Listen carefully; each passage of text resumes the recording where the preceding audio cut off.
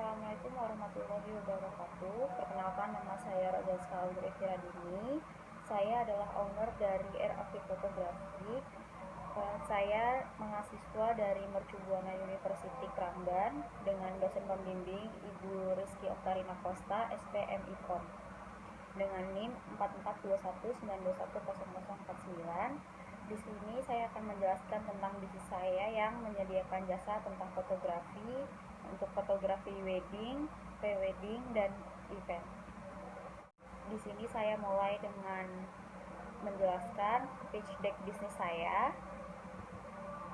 Di sini saya akan menjelaskan pertama-tama isu yang diangkat atau kebutuhan pasar.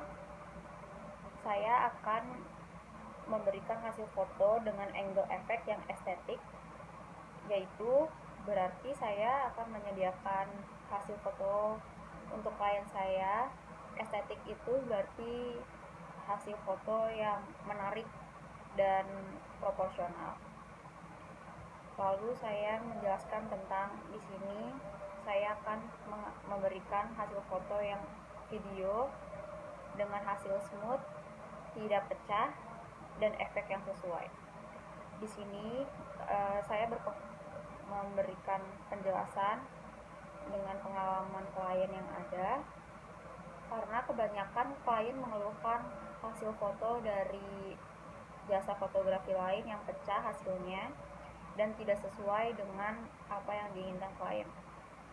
Lalu di sini saya memberikan pengambilan momen yang pas atau pengambilan foto dengan momen yang pas, karena kebanyakan fotografi atau fotografer lain yang memberikan hasil foto yang sebenarnya tidak dibutuhkan oleh klien. Lalu di sini saya akan menjelaskan tentang solusi untuk bisnis saya. Saya biasanya untuk solusinya pertama-tama akan diskusi dengan klien mengenai susunan acara. Pertama, susunan acara apa yang akan klien laksanakan untuk acaranya, lalu biasanya momen apa saja sih yang klien minta untuk ambil oleh fotografer, momen apa saja yang diminta hasil fotonya, lalu pemberian hasil foto dengan efek dan momen yang diinginkan oleh klien. Di sini saya akan memberikan alasan kenapa sih bisnis saya harus ada. Di sini saya akan menjelaskan karena banyak sekali fotografer atau fotografi yang tidak sesuai dengan klien. Jadi klien banyak yang tidak puas dengan hasilnya. Maka dari itu saya membuat bisnis ini atau menyediakan jasa ini untuk memberikan kepuasan kepada klien. Lalu saya tidak hanya mementingkan hasil fotonya saja, tetapi juga dengan teknik yang pas dan baik dan benar. Lalu di sini masih banyak sekali atau jarang sekali penyedia jasa yang mampu mengedepankan keinginan klien. Jadi di sini saya akan mengedepankan keinginan klien, apa saja keinginan klien yang akan kami bantu untuk fotografinya, begitu.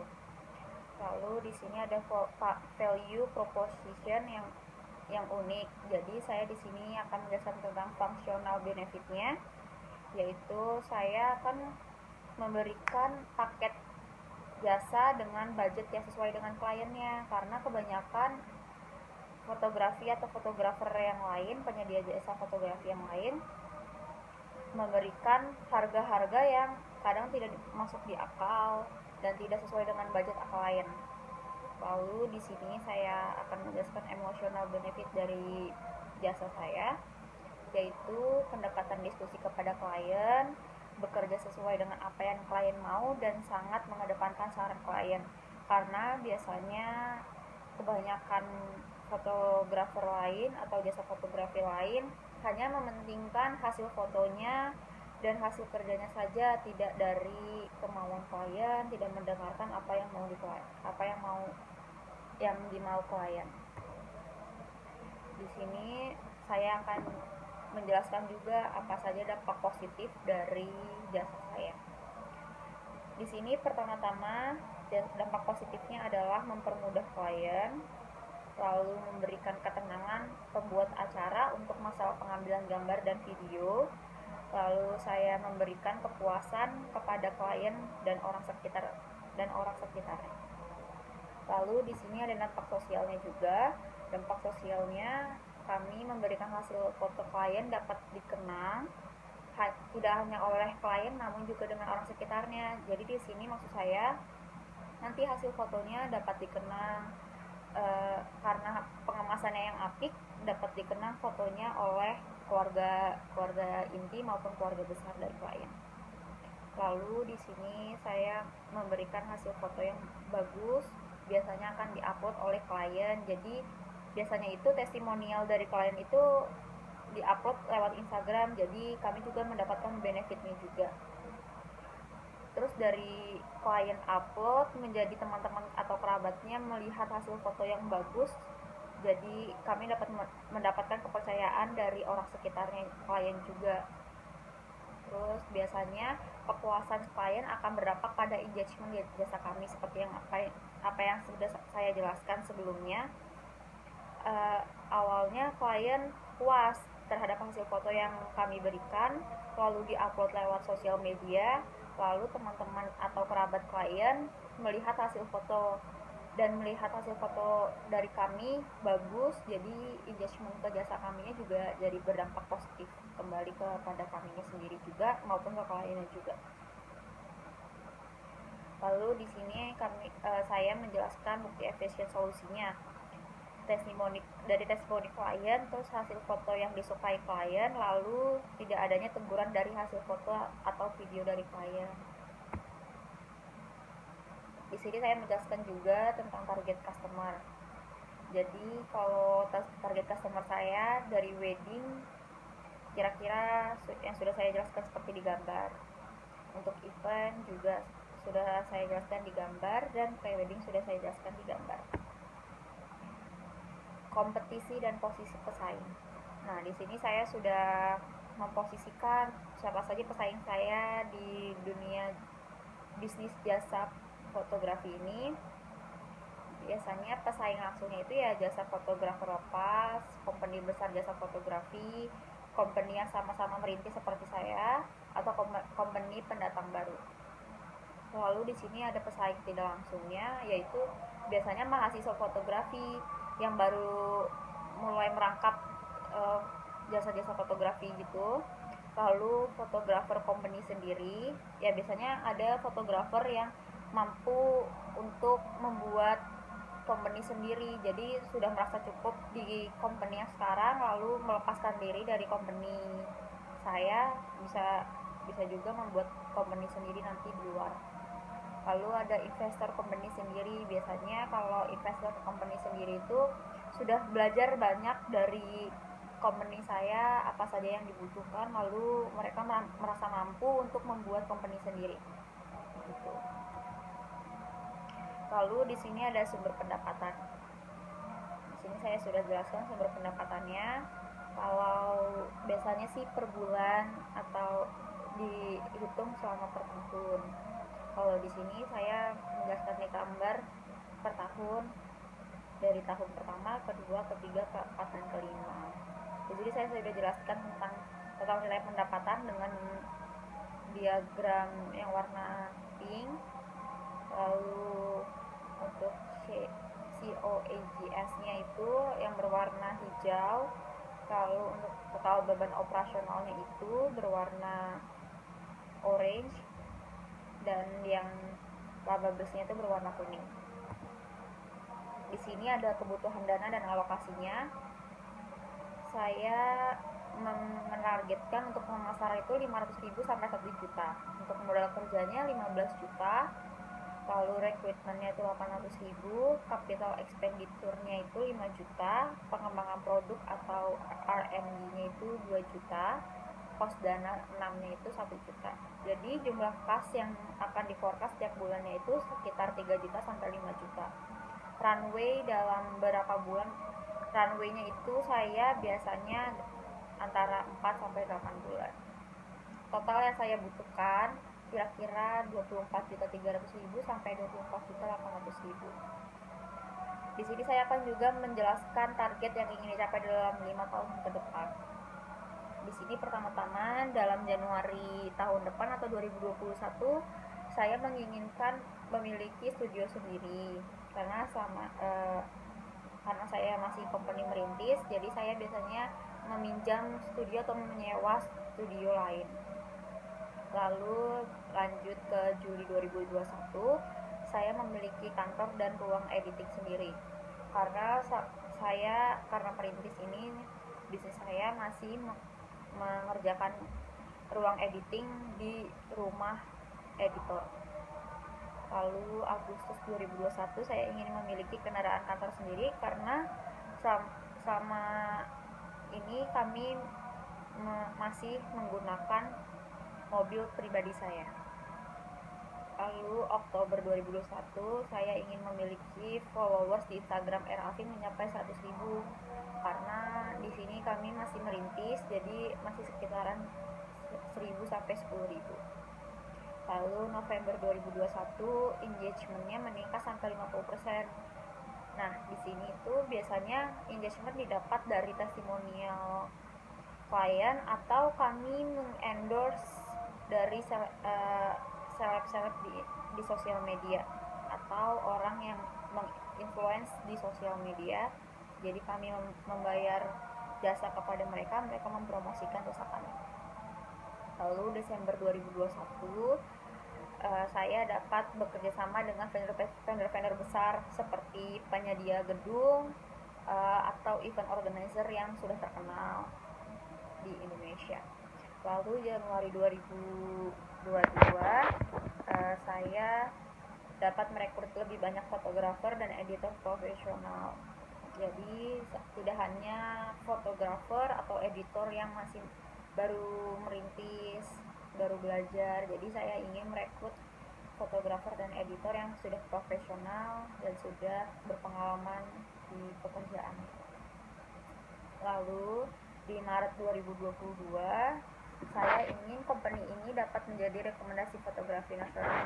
Jadi seperti apa yang sudah saya sampaikan, kalau saya ingin mendapatkan engagement yang meningkat 50%. Nah, di sini saya ingin bahwa company saya ini tidak hanya dikenal oleh masyarakat sekitar saya saja, tapi masyarakat Indonesia juga. Jadi mendapatkan yang baik, engagement yang baik di seluruh masyarakat Indonesia.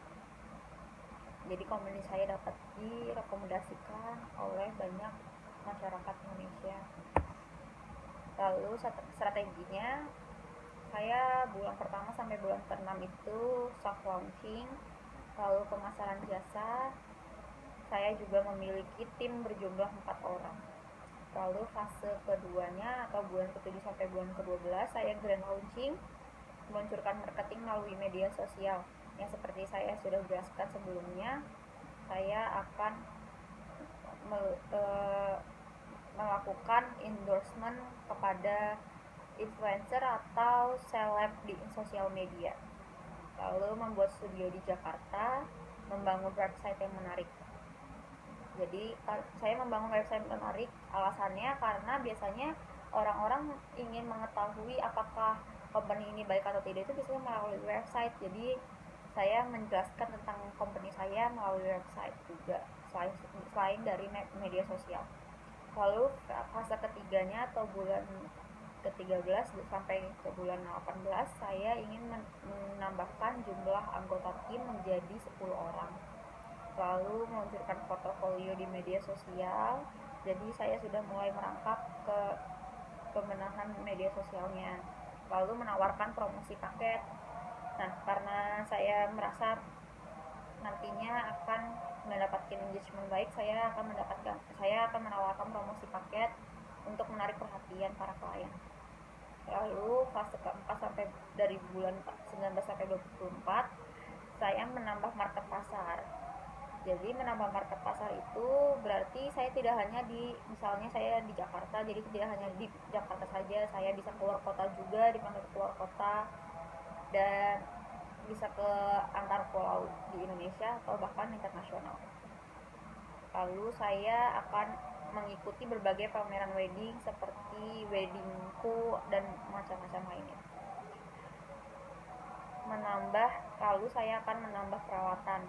Maksudnya di sini peralatan dari penunjang fotografi saya yaitu kamera, tripod, lighting, lalu komputer untuk editing dan lain-lainnya. Lalu ada fase kelima, tahun ketiga sampai tahun kelima melakukan promosi melalui jasa endorse. Masih saya lanjutkan di sini tapi memperluas lagi market pasarnya, menambah studio. Jadi di sini menambah studio, jika saya sudah memiliki satu studio, saya akan menambah studio entah di kota yang sama atau di kota lainnya. Lalu ada fase ke-6 setelah tahun ke-5, menambah jumlah tim berjumlah 20 orang atau lebih, membuat back office atau saya membuat kantor seperti untuk kantor manajer, terus direkturnya, kantor editor, kantor untuk market sendiri dan lain-lain. Lalu saya akan memperluas marketing melalui media televisi atau koran agar dapat banyak masyarakat yang tahu tentang company saya. Di sini saya menjelaskan proyeksi keuangan saya, dari gambar sudah saya jelaskan. Nanti saya akan menjelaskan juga tentang bisnis kanvas saya setelah ini. Lalu di sini saya akan menjelaskan tentang bisnis model kanvas saya. Pertama-tama saya akan menjelaskan tentang value proposition-nya.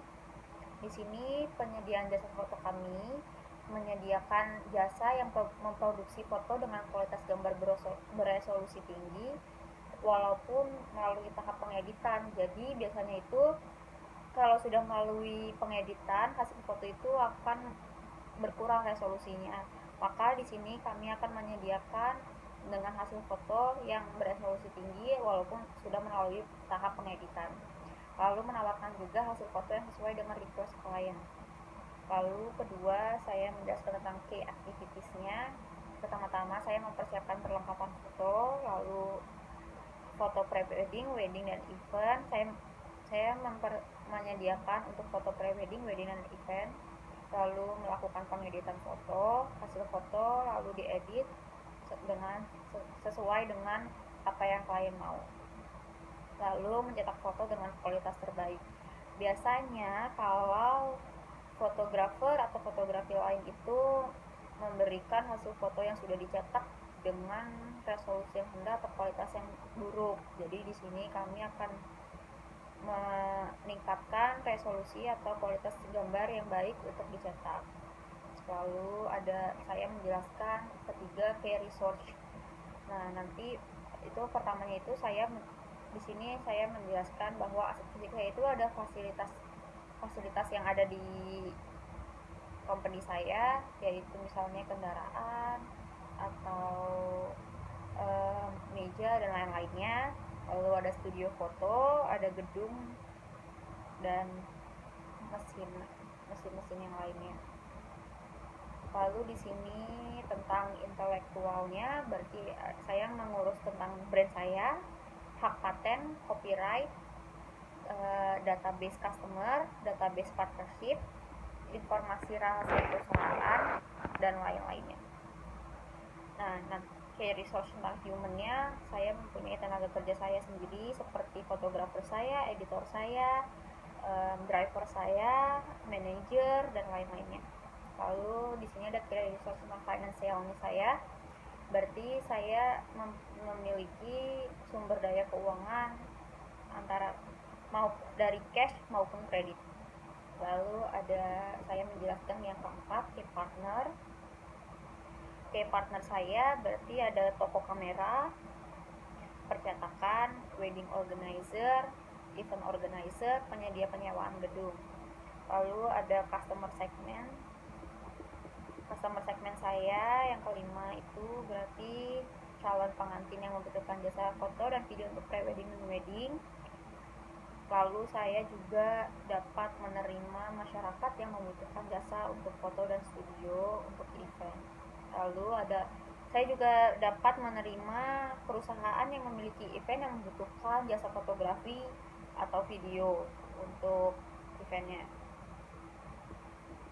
Lalu yang keenam, saya menjelaskan tentang customer relationship. Di sini saya customer relationship itu biasanya melalui online. Yang online itu melalui media sosial seperti Instagram, dan testimonial melalui WhatsApp, Line, dan DM Instagram.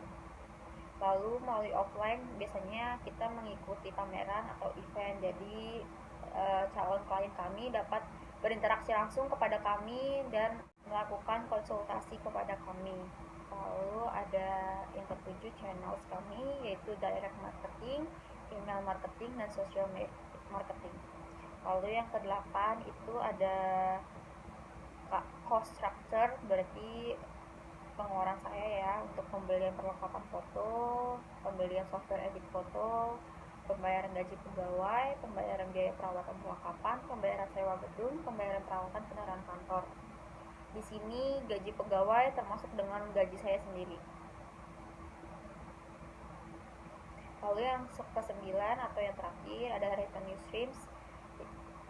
Saya biasanya dapat pendapatan dari studio, pendapatan proyek foto dan video, wedding, pre-wedding maupun event, lalu pendapatan desain dan cetak album. Jadi selain dari fotografi itu kami mencakup juga untuk jasa pengeditan foto dan cetak albumnya. Baik, segitu saja yang dapat saya sampaikan. Kurang lebihnya mohon dimaafkan. Wassalamualaikum warahmatullahi wabarakatuh.